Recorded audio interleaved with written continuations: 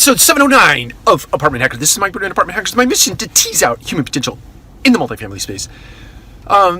Answering a listener question that came in recently about how often we should look at vacant inventory, stale units more specifically.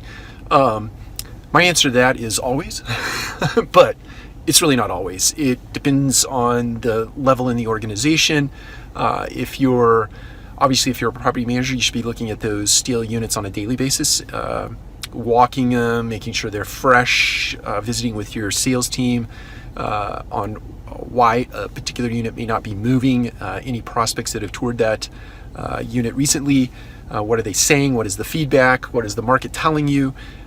If you're regional, my speculation is that you should visit that number a couple of times a week, definitely no more than, don't let a week go by without visiting that number.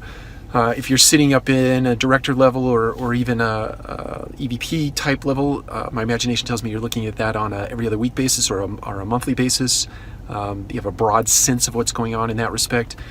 You're setting the standard for acceptable days vacant, and you're putting out a clear definition of what you mean by days vacant, what you mean by stale units. Is it from the time the unit vacates to include all the make-ready time, marketing time, etc., or is it from the day the unit is ready and put into the marketplace for sale, so to speak, from that day until the day it is leased and occupied? So you put clear definition around that, but the point here is look at that with a good deal of frequency, set some very real standards in place as it relates, and some very clear definitions around what you mean.